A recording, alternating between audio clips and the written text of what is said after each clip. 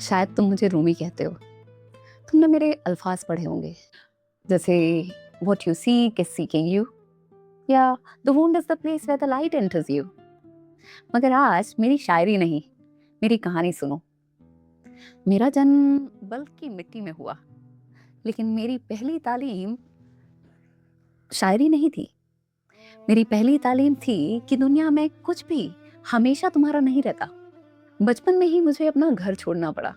मैंने शहर बदलते देखे, रास्ते बदलते देखे, और फिर कोनिया मेरी मंजिल बना। लोग मुझे एक आलिम कहते थे। मेरे पास इल्म था, किताबें थी, हजारों शागिर्द थे, लेकिन दिल अभी भी किसी की तलाश में था। और फिर अचानक एक दिन मेरी मुलाकात शाम से हुई। लोग कहते हैं वो मेरा दोस्त था।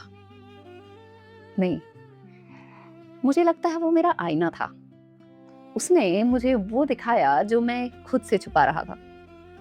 उसने मेरी किताबें बंद नहीं करवाई, बल्कि उसने मेरा दिल खोल दिया। उसने मुझे सिखाया कि खुदा को सिर्फ लफ्जों से नहीं, मोहब्बत से पाया जाता है। और फिर अचानक एक दिन वो चला गया,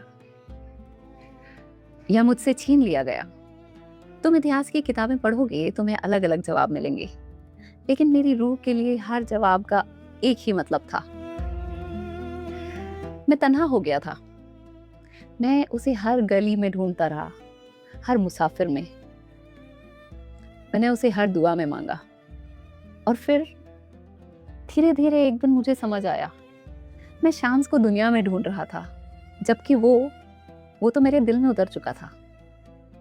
और उस दिन मैंने रोना बंद नहीं किया, लेकिन दर्द से लड़ना छोड़ दिया।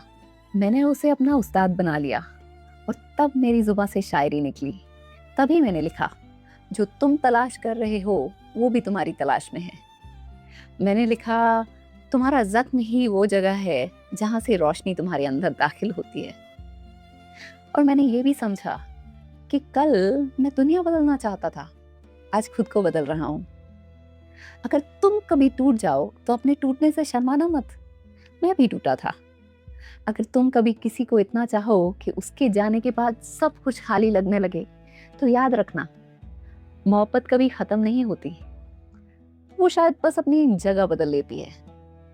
तो आज 800 साल बाद भी तुम मेरे अल्फाज पढ़ते हो, लेकिन अगर मेरी एक बात अपने साथ ले जाना चाहो तो ये ले जाना, मोहब्बत तुम्हें कमजोर नहीं बनाती, वो तुम्हें तुमसे मिलवाती है। और जब तुम खुद से मिल जाओगे, तभी तुम्हें समझ आएगा, मैं शायर कभी था ही नहीं।